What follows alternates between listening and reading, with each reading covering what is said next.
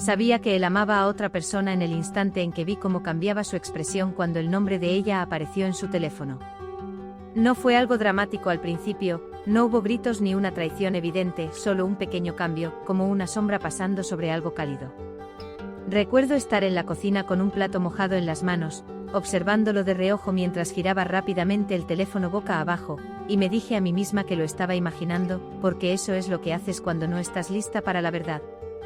Llevábamos casi un año viviendo juntos, y desde fuera nuestra vida parecía normal.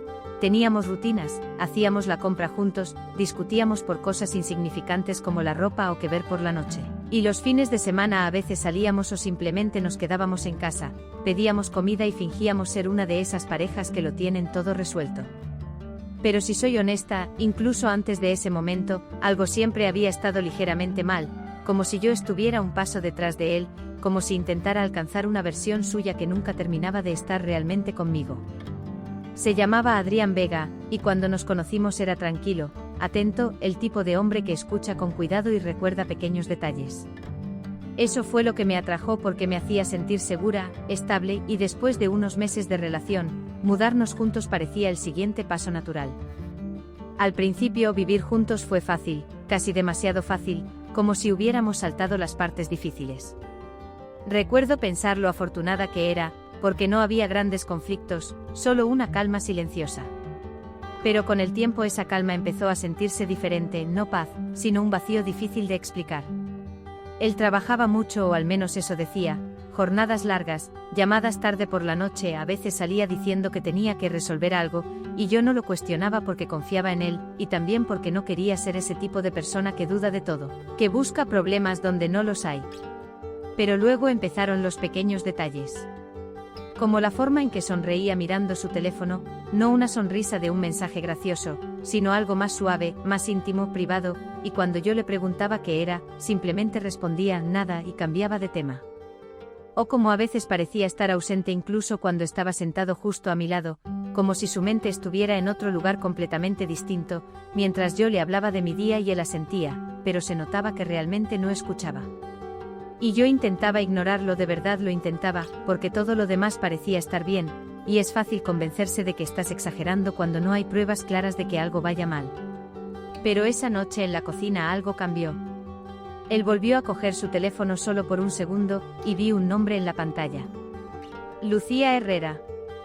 Se quedó en mi cabeza más de lo que debería, solo un nombre nada más, y me dije que podía ser cualquiera, una compañera de trabajo, una amiga, alguien de su pasado, y no dije nada, porque mencionarlo lo haría real, y no estaba lista para eso. Así que en lugar de eso me sequé las manos, me acerqué y le pregunté si quería cenar ya o más tarde, y él me miró como si hubiera interrumpido algo importante, luego suavizó su expresión rápidamente y dijo, ahora está bien. Y eso fue todo. Cenamos como si no hubiera pasado nada. Pero después de eso empecé a notar más cosas. El teléfono siempre estaba con él, incluso en el baño, incluso cuando solo iba a la cocina a por un vaso de agua. Empezó a salir más al balcón, diciendo que necesitaba aire fresco, y yo podía oírlo hablar en voz baja, con un tono bajo, casi cuidadoso, como si cada palabra tuviera que ser medida. Una noche me desperté y él no estaba en la cama. Lo encontré en el salón, sentado en la oscuridad, iluminado solo por la pantalla de su teléfono. Cuando me vio, bloqueó la pantalla de inmediato y me preguntó por qué estaba despierta. Le dije que no podía dormir, y él asintió como si eso fuera suficiente explicación, y me dijo que volviera a la cama. Y lo hice. Pero no dormí. Me quedé acostada mirando el techo, sintiendo como algo pesado se instalaba en mi pecho, algo que aún no quería nombrar. A la mañana siguiente todo volvió a ser normal. Preparó café, me preguntó por mis planes del día e incluso me besó antes de salir, y por un momento casi logré convencerme de que lo que había visto la noche anterior no importaba. Pero entonces, mientras se ponía la chaqueta, su teléfono vibró otra vez, y esta vez no se dio cuenta de que yo estaba lo suficientemente cerca para ver la pantalla. Lucía Herrera. Solo una palabra en la notificación previa, te echo de menos. Él deslizó el mensaje rápidamente como si quemara. Y en ese momento dejó de ser una simple sensación vaga. Porque nadie echa de menos a alguien así sin un motivo. No dije nada en ese instante. Quería estar segura, o tal vez tenía miedo de lo que pasaría en el momento en que lo dijera en voz alta. Pasé todo el día repitiendo esa escena en mi cabeza, buscando otra explicación, algo que hiciera que todo eso no fuera tan definitivo. Pero ninguna explicación encajaba. Esa noche, cuando volvió, lo observé de otra manera. La forma en que se movía, cómo evitaba dejar el teléfono sin vigilancia, cómo parecía presente y ausente al mismo tiempo, como si viviera en dos lugares a la vez. Y en algún momento, mientras estábamos sentados en el sofá, le pregunté con la mayor naturalidad posible: ¿Quién es Lucía? No me miró de inmediato.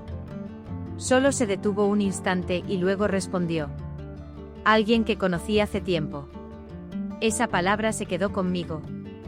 Tiempo pasado. ¿De dónde? Pregunté. Del trabajo. De un empleo anterior, dijo encogiéndose de hombros, como si no fuera importante. ¿Y seguís hablando? A veces. Y eso fue todo. Sin detalles. Sin explicación real. Solo lo suficiente para responder sin responder. Asentí como si lo aceptara, porque insistir en ese momento se sentía como cruzar una línea para la que aún no estaba preparada. Pero dentro de mí, esa línea ya estaba cruzada. A partir de ese momento, ya no pude dejar de verlo. Cada mensaje, cada pequeña reacción, cada instante en el que parecía distraído, todo empezó a encajar lentamente, formando una imagen que no quería mirar directamente. Y lo peor no era siquiera la sospecha. Era la sensación de que ya lo estaba perdiendo, aunque todavía estuviera allí, sentado a mi lado, preguntándome qué película quería ver.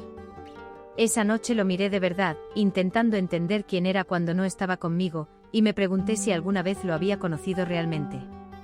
Porque hay una diferencia entre compartir un espacio con alguien y formar parte de su vida. Y por primera vez empecé a sentir que yo solo estaba allí. Como un lugar de paso. Como alguien ocupando un papel que ya había sido escrito para otra persona. Esa noche no lo confronté. No le hice acusaciones, no le pedí ver su teléfono, no monté una escena. Simplemente dije que estaba cansada y me fui a la cama temprano. Y mientras yacía en la oscuridad, escuchando su voz apagada desde la otra habitación hablando en voz baja por teléfono, entendí que lo que estaba pasando no era nuevo. Solo había empezado a verlo ahora. Y en el fondo, o incluso antes de tener pruebas, ya sabía una cosa con certeza. Estaba viviendo con un hombre que no era completamente mío. Y no tenía idea de desde cuándo era así. Después de esa noche dejé de intentar convencerme de que no era nada, y empecé a observar de otra forma, no de manera obsesiva, sino con claridad, sin suavizar lo que veía. Y cuanto más claro lo veía, más imposible se hacía ignorarlo.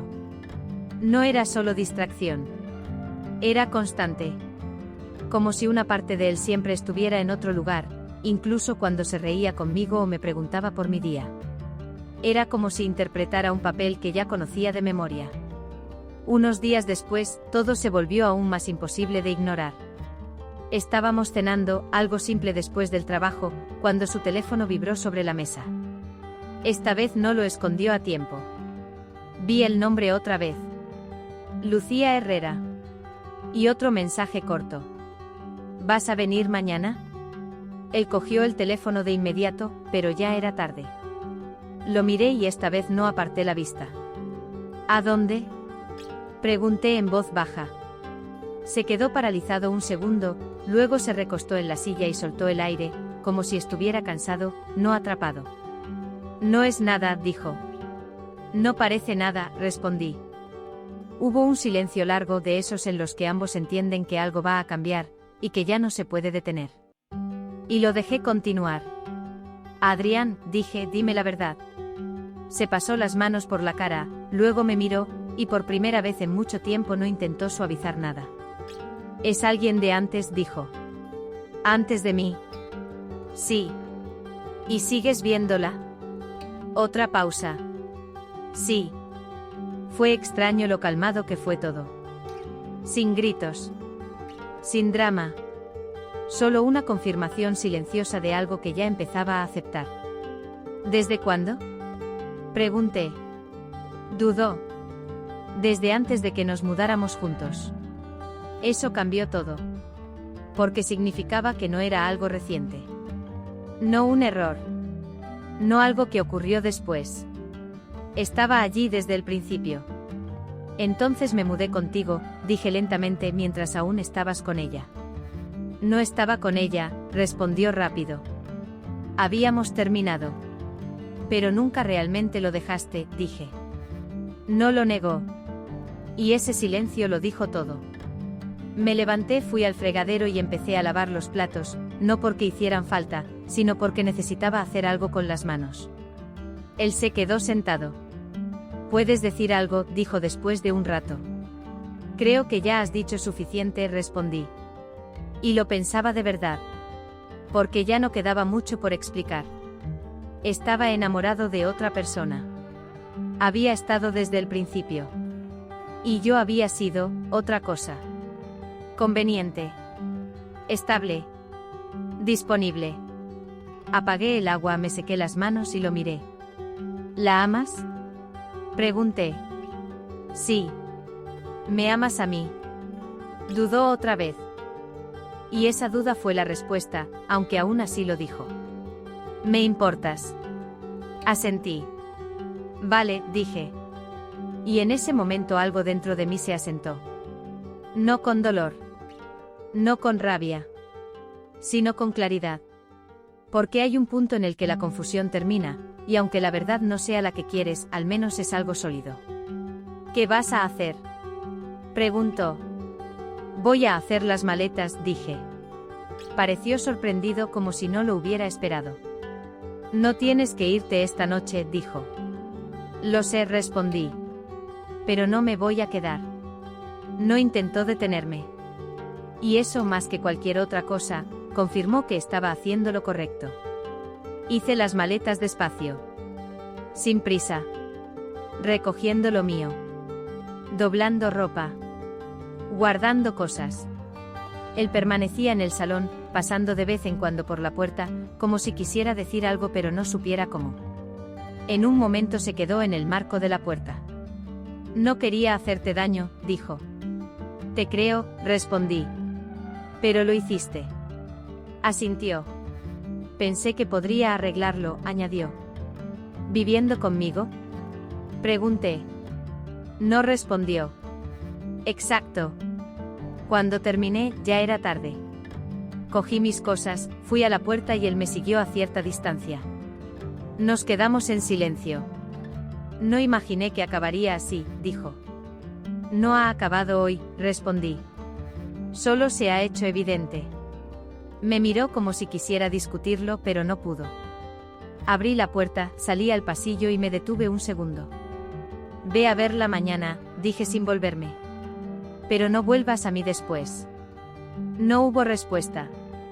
Y no la esperé. Bajé las escaleras, salí del edificio y entré en la noche fría. Por primera vez en mucho tiempo, todo se sintió distinto, no vacío, no incierto, sino quieto. Detrás de mí quedaba un lugar que había llamado hogar.